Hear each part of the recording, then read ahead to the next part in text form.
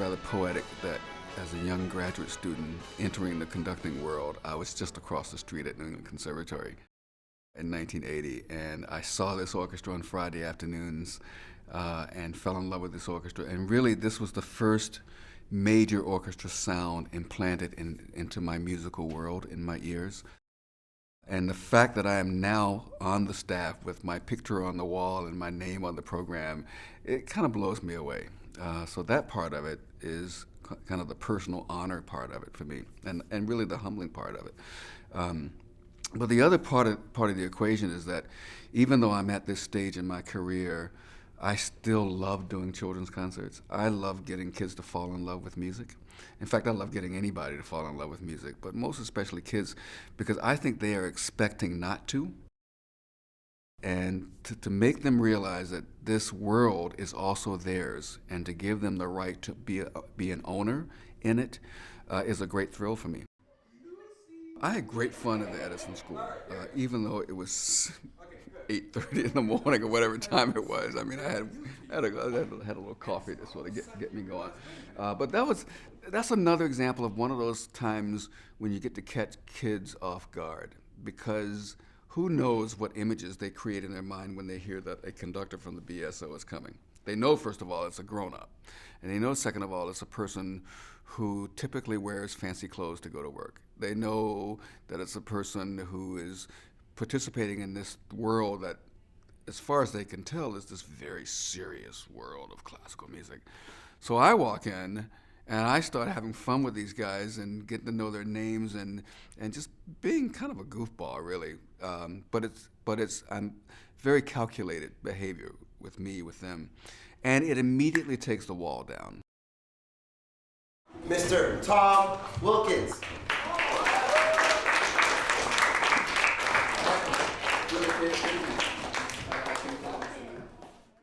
Hey, it's great to see you. How many of you have actually been to an orchestra concert before? And how many of you have been to an orchestra concert that I was conducting before? Let's look. Does it look like the same guy? Okay, all right. So there are plenty of people in this room who know what it is that I'm doing when I'm conducting the orchestra. Is that right? We have to figure out what is it that the composer is trying to tell us other than the notes on the page.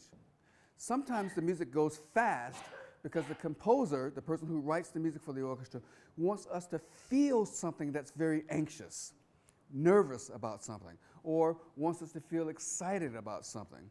I was just in another class and they were talking about the fact that they loved the music from movies. They were asking for Star Wars and all this stuff. And the point that I always make to kids is that when you watch a movie, or film, it's what we call it in Hollywood, when you watch a film, you don't necessarily notice that there's music going on in the background.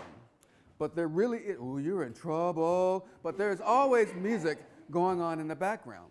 And the reason that that music is there in the background is because the people who created the movie understands that if they put music in the background while you're watching what you're watching, you're going to feel even stronger what it is that you're feeling. So what I want you to do is, if music has meaning, and you're saying that I'm giving various signals to the orchestra, then when I'm conducting the orchestra, and can you imagine at the concert, if you were sitting in the audience at the concert, and I'm conducting the orchestra, I'm going, all right, violins, now you come in. Okay, trumpets, play louder. Okay, now play softer. Okay, now you guys, okay, yes, don't play. Okay, yes, you play. Okay, yes, there you play, but play louder. Okay, yes, you play, but play softer. Okay, yeah. What would that sound like to you in the audience? Horrible. You wouldn't hear the music, would you? So I have to come up with a physical language that allows me to not talk, so that they can get all of those things and all of that meaning, whether it's he lost his life, not only his home, or he lost his life not only his home. I have to figure out a way to get the orchestra to play that without me talking, which means that my body has to learn how to do something. Dip it in the paint can, and I want you to pretend that there is a wall right in front of you, and you're going to paint that wall. Come on, this is a nice day. Put a smile on that face. All right.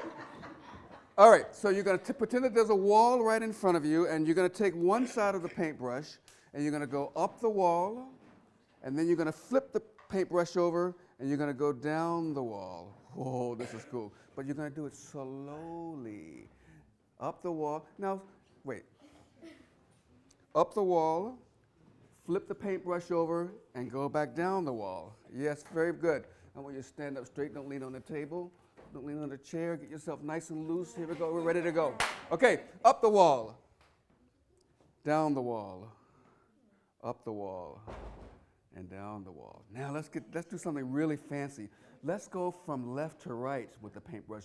So we'll go or right to left. We'll go over here with the paintbrush, flip it over and come back, and go over here. Oh, this is looking really good. Flip it over. Thomas, you the man. And then up the wall, and down the wall, and over around the wall, and back, and up the wall, and down the wall. Very good. Okay, so now I know that your right hand is in good shape. So what we have to do is, though, we have to teach our bodies to function sort of differently. So the right side of the body functions differently from the left side of the body. And Thomas is going to help you do that. So what is your name? Jordan. What is it? Jordan. Why are you in such a bad mood, Jordan?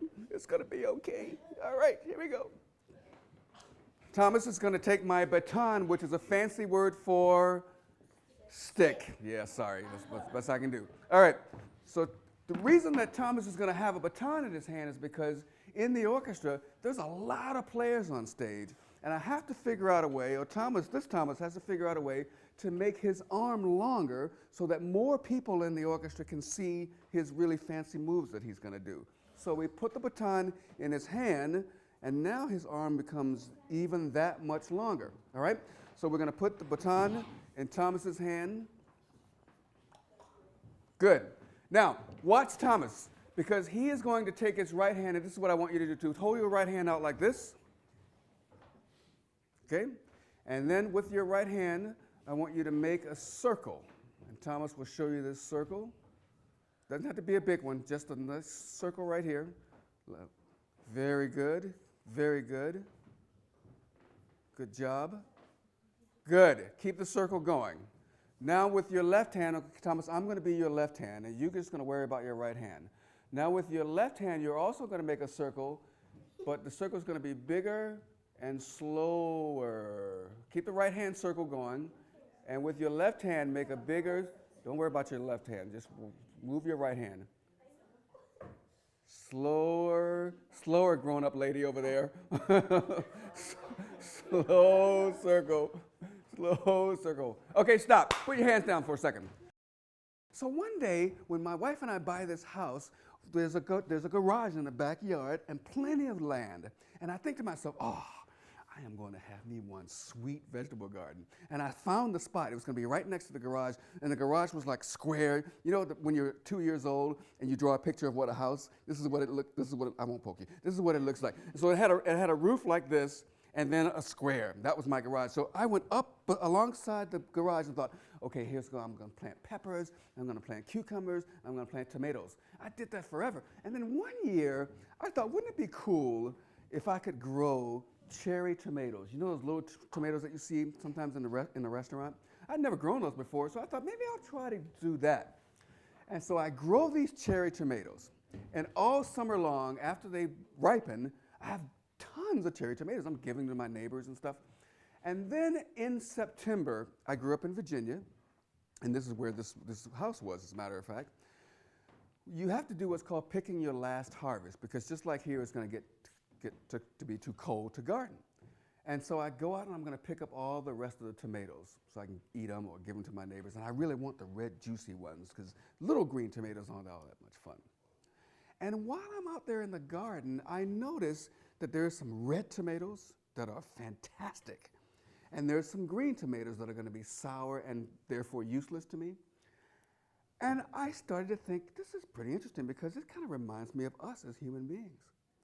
I mean, there were red tomatoes that were on the vine, and they got all the nutrients of the sun, and they got all the nutrients from the ground, and they just grew up strong. But there were green tomatoes that were laying on the ground.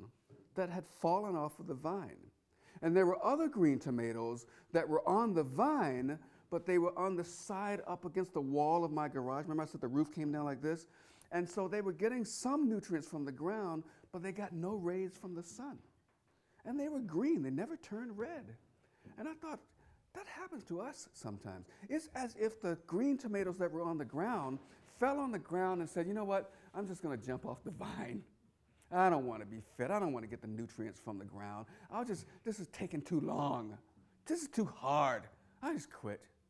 And then there were the green tomatoes that were on the vine, but they were leaning against the wall underneath that ledge of the roof of the garage, as if they were saying, you know what, I'll stay on the vine, but I'm not going to work very hard. I'll just lean over here because maybe I'm not smart enough, maybe I'm not pretty enough, or maybe I'm not rich enough to be smart and do something really strong in my life. So they were like hiding up against the wall.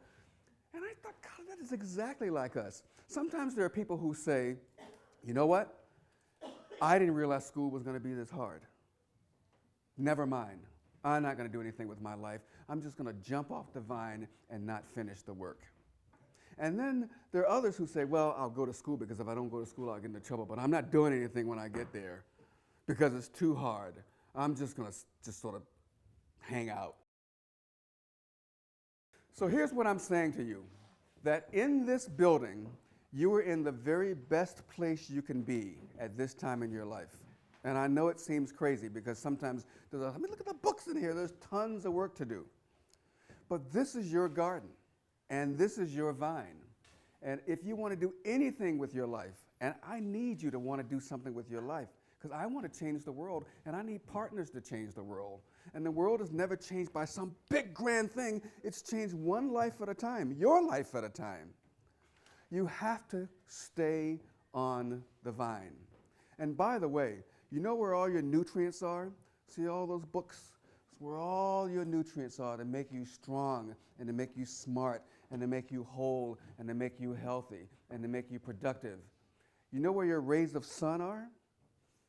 There's a ray of sun, there's a ray, there's a ray, there's a ray, there's a ray, there's a ray, there's a ray. Do you know when you leave this building, here's a ray that I love very much? When you leave this building and you walk outside, the likelihood that there are people out there who want you to fail or who don't care if you succeed is high. Most especially don't care if you succeed or not. And you happen to come every day to a building that's full of people who are taller than you and older than you, who want nothing but the best for you. That's awesome. That is incredible. To know that there are people in this building who want you to be something really wonderful and who will love you and nurture you and make you strong, as long as you stay on the vine. So when you walk into this building, I want you to completely forget about the microwave. I want you to completely forget about the airplane. You know why, by the way, you can microwave a slice of pizza in 15 seconds? Because somebody took the time to learn how to invent it. Someone took the time to figure out the process. So now we can do things quickly. But everything on the front end takes time. Holy smokes! Nice. So those are those 4 notes I was telling you about. 2, 3, 4, 5, 6. You keep hearing that da da da da. 6, 7, 8, 9, 10, 11, 12. 13, 14, 15, 16, 17. I mean, it's just over and over and over again. So even the bass, ba ba ba ba, it's the same rhythm.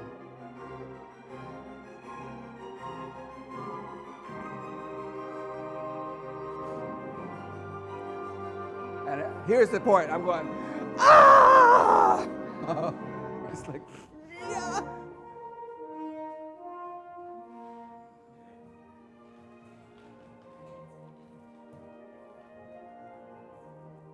You hear there's still beam underneath. It's like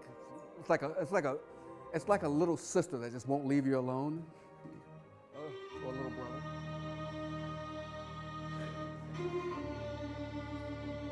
Wait. This is gonna be good.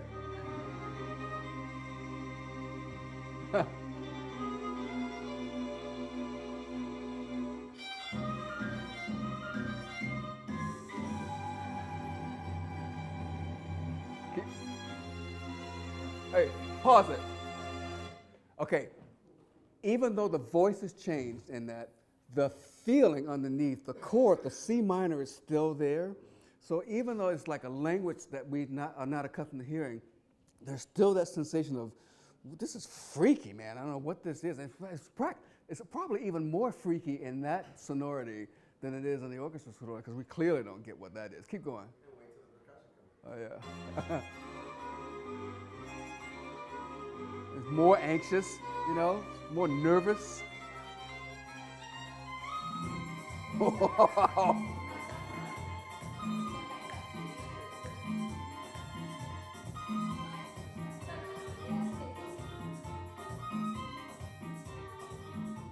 Part of the thing that we want to do as artists across genres and for all age groups is we want to empower people to be better human beings after the performance than they were before the performance.